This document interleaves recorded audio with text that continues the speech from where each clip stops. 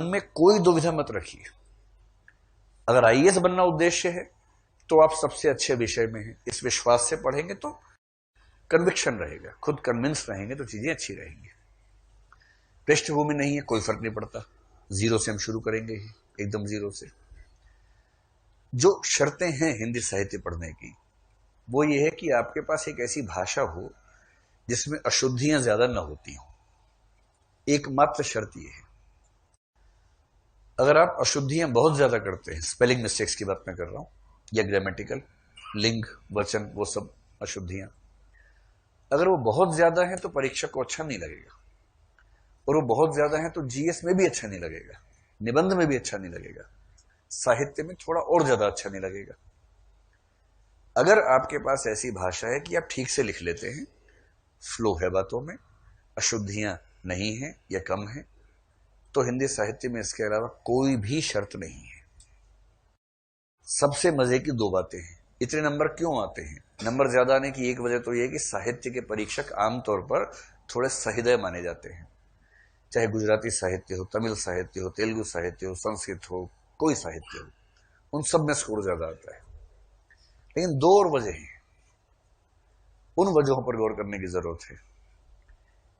एक सबसे रोचक वजह यह है कि हिंदी साहित्य में अगर कोई प्रश्न आ जाए और आपको ना आता हो तो भी आप गोल मटोल तरीके से लिख के नंबर ले आएंगे उसमें। वो कैसे आएंगे अभी नहीं समझ में आएगा, कुछ दिनों के बाद प्रयोग करके देखेंगे। बस आपको हल्का सा अंदाजा होना चाहिए।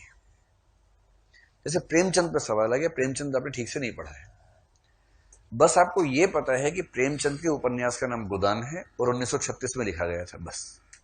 अगर इतना भी पता है तो भी साहित्य पढ़ने के बाद आप इस तरह से उत्तर फ्रेम करेंगे कि परीक्षक को वो उत्तर अच्छा लग जाएगा, और 10 में से शायद 5 नंबर ना मिले, लेकिन 4 मिल जाएंगे, 3.5 मिल जाएंगे। क्योंकि साहित्य में उत्तर बंधे बंधाए नहीं होते हैं। जैसे गणित में है, आप वैकल्पिक उत्तर नहीं लिख सकते, जो उत्तर है वही लिखना है आपको। साहित्य में वैकल्पिक उत्तरों की इतनी संभावना है कि एक व्यक्ति ने उत्तर लिखा, आपने एकदम अलग लिखा, और आप दोनों को अच्छे नंबर मिले, क्योंकि सब्जेक्टिविटी का सम्मान है इस विषय में, रचनात्मकता का सम्मान है। आपने एक बार जो पढ़ लिया, समझ लिया, नोट्स बना लिए, उसके बाद वो बदलने वाला नहीं है, अपडेट नहीं करना है, रोज के अखबार से चीजें बदलेंगी नहीं, स्थिर है एकदम। जो समस्या राजनीति विज्ञान में आती है, समाज शास्त्र में है, लोक प्रशासन में है, कि प्रश्न वही हैं, उत्तर बदल गए अगले साल, नई स्टडीज आ गई, नई रिपोर्ट्स आ गई। अगर सेकंड एआरसी को हर 4 लाइन के बाद नहीं लिखेंगे पवेड में तो उत्तर अच्छा ही नहीं माना जाएगा। हिंदी साहित्य में कबीर चले गए, सारे प्रश्न वही, सारे उत्तर वही। जितने साहित्यकार पाठ्यक्रम में सब जा चुके हैं, इसलिए कोई तनाव की बात नहीं, कुछ बदलाव का स्कोप ही नहीं है। जो एक बार पढ़ लिया, नोट्स आपके तैयार है, पॉइंट्स तैयार हैं, आपने उसको याद किया, हो गया, बात खत्म हो गई। तो अपने मन में ये विश्वास रखिए, क्योंकि आप जब जाएंगे तो आसपास ऐसे कई ज्ञानी लोग मिलेंगे। क्या विषय लिया? हिंदी सर। हिंदी ले लिया, हिंदी ले लिया, अब क्या होगा तुम्हारा? अब तो तुम बर्बाद हो जाओगे। और जो गोलू किस्म के बच्चे होते हैं ना, डर जाते हैं ऐसी बातों से। गोलू समझ रहे, जो नए नए प्यारे प्यारे प्यारे बच्चे होते हैं, उनको लगता है अरे तो गलती हो गई बहुत बड़ी, अब हम क्या करें भैया, आप बताइए भैया। फिर भैया बोलते हैं शाम को अड्डे पे आओ, ज्ञान देंगे तुमको। और शाम को अड्डे पे आप जाएंगे, फिर वो ज्ञान देंगे, कोई ऊट पटांग विषय, केमिस्ट्री दिलवा देंगे, लो केमिस्ट्री लो। और ऐसा ज्ञान देंगे कि आप कहेंगे देखिए केमिस्ट्री नहीं पढ़े तो जीवन क्या समझा।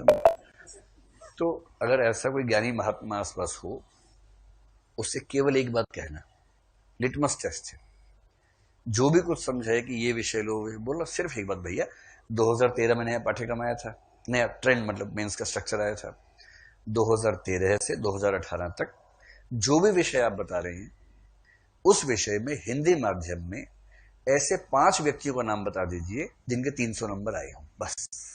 सिर्फ 5, 10 भी नहीं मैं कह रहा, सिर्फ 5 पूछ लीजिएगा। और कहना भैया बताने से नहीं होगा, मार्कशीट दिखानी पड़ेगी।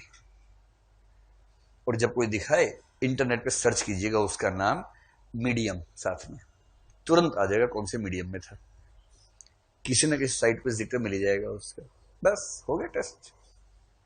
किसी और से क्या पूछना है इसके लिए। और मैंने जो संख्या बताई है 11, 9 और 7, ये संख्या आप कहेंगे तो नाम इनके रटे हुए हैं सबके, अंकों के साथ लिस्ट भी है। देखिए, जो बात माने तथ्यों के साथ मानिए, हवा में किसी बात को मत मानिए। प्रमाण है तो ठीक है, वरना नहीं, बात खत्म।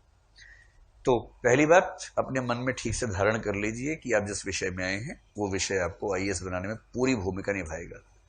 बीपीएससी में रिजल्ट शानदार हिंदी साहित्य का इस बार भी आया हुआ है, और यूपी में पहले ठीक रहता था, इस बार थोड़ा बेहतर है। तो अगर एक विषय से आपको तीनों राज्यों को साथ लेना है तो उस सेंस में भी ये विषय ठीक है। सिलेबस हम यहाँ पर पूरा राज्यों का कर ही लेंगे, तो किसी तरह का दबाव अपने मन पे मत रखिएगा।